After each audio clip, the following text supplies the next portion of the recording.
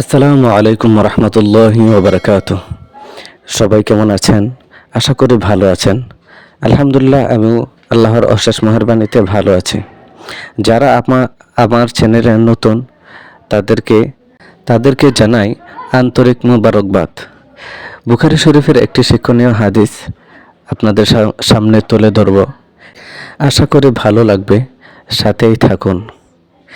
রাসূলুল্লাহ সাল্লাল্লাহু আলাইহি ওয়াসাল্লাম বলেছেন, বনী ইসরাইলের এক ব্যক্তি অপর এক ব্যক্তির কাছে 1000 দিনার ঋণ চাইল। তখন সেই ব্যক্তি বলল যে, তুমি সাক্ষী উপস্থিত করো, কয়েকজন সাক্ষী নিয়ে আসো। তো অপর ব্যক্তি বলল, সাক্ষী হিসেবে আল্লাহ তাআলাই যথেষ্ট। তো সেক্ষেত্রে ঋণদাতা বলল, তাহলে তুমি জামিনদার উপস্থিত করো। তখন অপর ব্যক্তি বলল, জামিনদার হিসেবে আল্লাহই যথেষ্ট। তখন সে ঋণদাতা বলল, তুমি সত্যই বলেছ, এবং সে 1000 দিনার অপর লোকটিকে দিয়ে দেয়। এই দিনার নিয়ে ঋণ গ্রহীতা নৌযানে করে কোথাও সফরে চলে যায়। তো সফরে গিয়ে যাওয়ার পর তার প্রয়োজন পুরা করার পর নির্ধারিত সময়ে ঋণদাতার কাছে ঋণ পৌঁছানোর জন্য সে যানবাহন খুঁজতে লাগলো। কিন্তু দুর্ভাগ্যবশত তখন কোনো নৌযান বা কোনো বাহন পাচ্ছিল না।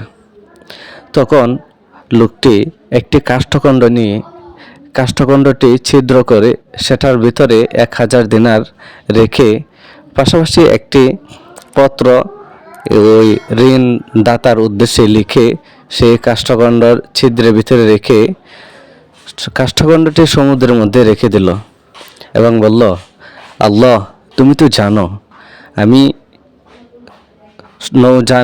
নৌযানের জন্য বা ঋণ নির্ধারিত সময়ে ঋণদাতার কাছে ঋণ পৌঁছানোর জন্য যথাসাধ্য চেষ্টা করেছি, কিন্তু কোনো উপায় পাইনি। তাই আমি এই কাষ্ঠখণ্ডের ভিতরে এই দিনারগুলো রেখে সমুদ্রে রেখে দিচ্ছি, তুমি পৌঁছে দিও। একথা বলে কাষ্ঠখণ্ডটি সমুদ্রের মধ্যে রেখে লোকটি আবার যানবাহন খুঁজতে লাগলো। এদিকে ঋণদাতা নির্ধারিত সময় হলে সমুদ্রের তীরে গিয়ে ঋণ গ্রহীতার অপেক্ষা করতে লাগলো, যে তার 1000 দিনার পাওয়ার জন্য সে সমুদ্র তীরে ঘিরে অপেক্ষা করতে লাগলো। হঠাৎ দৃষ্টি পড়ল একটি কাষ্ঠখণ্ডের উপর। তখন সেই কাষ্ঠখণ্ডটি লোকটি তুলে নিয়ে বাড়িতে নিয়ে চলে গেল পরিবারের জ্বালানির জন্য। যখন এটি চিরল তখন এর মধ্যে একটি পত্র এবং 1000 দিনার পেল। তো এর কিছুদিন পর ঋণ গ্রহীতা 1000 টাকা 1000 দিনার নিয়ে উপস্থিত হলো ওই ঋণদাতার বাড়িতে। এসে বলল, আমি যথাসময় তোমার ঋণ পৌঁছে দেওয়ার জন্য আমি যথেষ্ট চেষ্টা করছি, কিন্তু সে সময় কোনো নৌযান পাইনি। কেবল এই যে আসলাম এর আগে কোনো নৌযান পাইনি, তাই দেরি হয়ে গেছে। তখন ঋণদাতা বলল, তুমি কি আমার কাছে কোনো কিছু পাঠিয়েছিলে? তখন ঋণ গ্রহীতা বলল, আমি তো বললামই, আমি যে আসলাম এর আগে কোনো নৌযান পাইনি।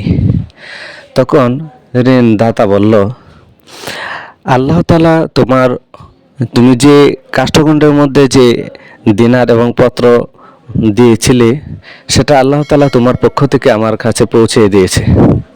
তখন ঋণ গ্রহীতা মুচকি হাসি দিয়ে আনন্দ চিত্তে চলে গেল। এই ঘটনা থেকে আমরা কি শিখতে পাই?